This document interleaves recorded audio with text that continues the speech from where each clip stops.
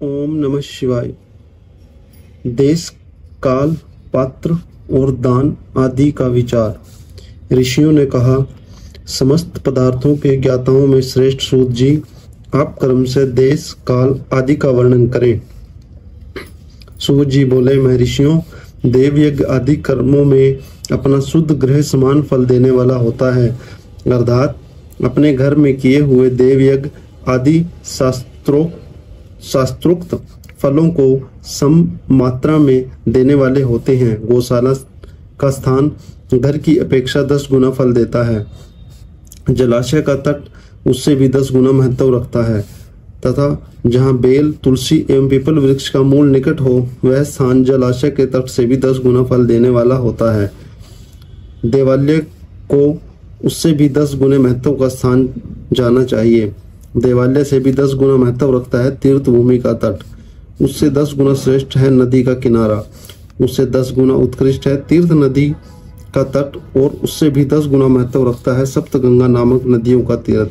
गंगा, गोदावरी, कावेरी, ताम्रपर्णी, सिंधु, सरयू और नर्मदा, इन 7 नदियों को सप्तगंगा कहा गया है। समुद्र के तट का स्थान इनसे भी 10 गुना पवित्र माना गया है। वो पर्वत के शिखर का प्रदेश समुद्र तट से भी 10 गुना पावन है। सबसे अधिक महत्व का वह स्थान जानना चाहिए जहां मन लग जाए। यहाँ तक देश का वर्णन हुआ। अब काल का तारतम्य बताया जाता है। सतयुग में यज्ञ, ज्ञान, यज्ञ, दान आदि कर्म पूर्ण फल देने वाले होते हैं, ऐसा जानना चाहिए। त्रेता युग में उसका 3/4 फल मिलता है। द्वापर में सदा आधे ही फल की प्राप्ति कही गई है। कलयुग में 1/4 फल की प्राप्ति समझनी चाहिए और आधा कलयुग बीतने पर उस 1/4 फल में से भी 1/4 कम हो जाता है। शुद्ध अंतकरण वाले पुरुषों को शुद्ध एवं पवित्र दिन सम फल देने वाला होता है। विद्वान ब्राह्मणों, सूर्य संक्रांति के दिन किया हुआ सत्कर्म पूर्वोक्त शुद्ध दिन की अपेक्षा 10 गुना फल देने वाला होता है, यह जानना चाहिए। उससे भी 10 गुना महत्व उस कर्म का है जो विषु नामक योग में किया जाता है। दक्षिणायन आरंभ होने के दिन अर्थात करक की संक्रांति में किए हुए पुण्य कर्म का महत्व विषुव से भी 10 गुना माना गया है। उससे भी 10 गुना मकर संक्रांति में और उससे भी 10 गुना चंद्र ग्रहण में किए हुए पुण्य का महत्व है। सूर्य ग्रहण का समय सबसे उत्तम है। उसमें किए गए पुण्य कर्म का फल चंद्र ग्रहण से भी अधिक और पूर्ण मात्रा में होता है। इस बात को विज्ञ पुरुष जानते हैं।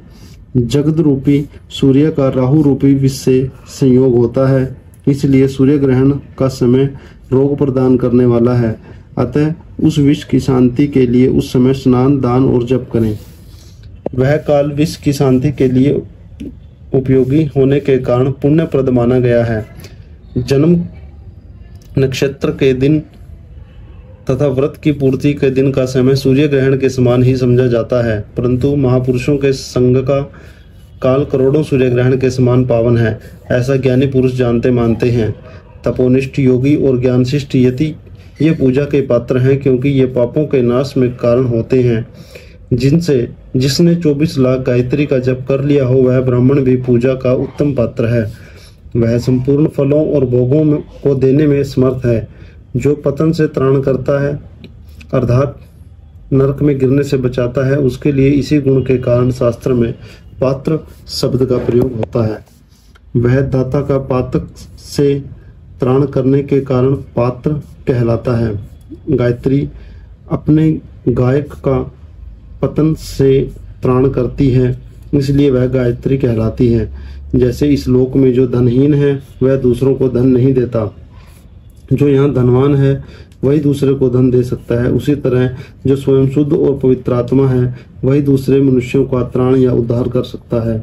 जो गायत्री का जप करके शुद्ध हो गया है वही शुद्ध ब्राह्मण कहलाता है। इसलिए दान, जप, होम और पूजा सभी कर्मों के लिए वही शुद्धि पात्र है। ऐसा ब्राह्मण ही दान तथा रक्षा करने की पात्रता रखता है। स्त्री हो या पुरुष, जो भी भूखा हो वही अन्नदान का पात्र है। जिसको जिस वस्तु की इच्छा हो उसे वह वस्तु बिना मांगे ही दे दी जाए तो दाता को उस दान का पूरा फल प्राप्त होता है। ऐसे महर्षियों की मान्यता है, जो सवाल या याचना करने के बाद किया गया हो वह दान आधा ही फल देने वाला बताया गया है। अपने सेवक को दिया हुआ दान 1/4 फल देने वाला होता है। विप्रवरों, जो जाति मात्र से ब्राह्मण है और दीनता पूर्ण वृत्ति से जीवन बिताता है, उसे दिया हुआ धन का दान दाता को इस भूतल पर 10 वर्षों तक भोग प्रदान करने वाला होता है। वही दान यदि वेद वेत्ता ब्राह्मण को दिया जाए तो वह स्वर्गलोक में देवताओं के वर्ष से 10 वर्षों तक दिव्य भोग देने वाला होता है। शील और उच्च वृत्ति से लाया हुआ और गुरु दक्षिणा में प्राप्त हुआ अन्न धन शुद्ध द्रव्य कहलाता है। उसका दान दाता को पूर्ण फल देने वाला बताया गया है।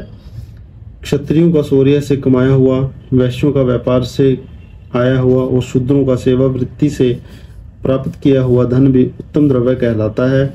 धर्म की इच्छा रखने वाले स्त्रियों, जो धन पिता एवं पति से मिला हुआ हो, उनके लिए वह उत्तम द्रव्य है। गो आदि 12 वस्तुओं का चैत्र आदि 12 महीनों में कर्म से दान करना चाहिए। गो, भूमि, तिल, स्वर्ण, घी, वस्त्र, धान्य,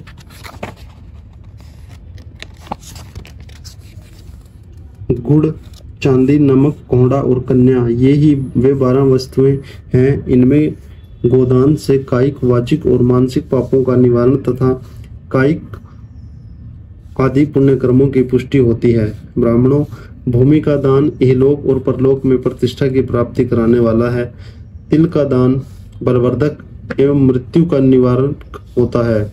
सुवर्ण का दान जठराग्नि को बढ़ाने वाला तथा वीर्यदायक है। घी का दान पुष्टिकारक होता है। वस्त्र का दान आयु की वृद्धि कराने वाला है, ऐसा जानना चाहिए।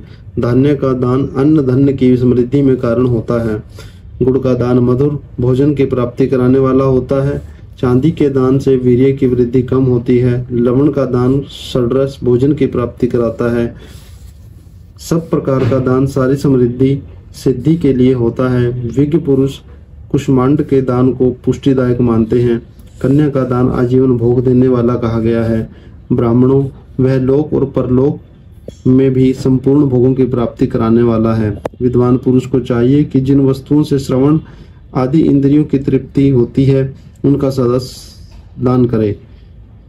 श्रोत्र आदि 10 इंद्रियों के जो शब्द आदि 10 विषय हैं, उनका दान किया जाए तो वे भोगों की प्राप्ति कराते हैं तथा दिशा आदि इंद्रिय देवताओं को संतुष्ट करते हैं।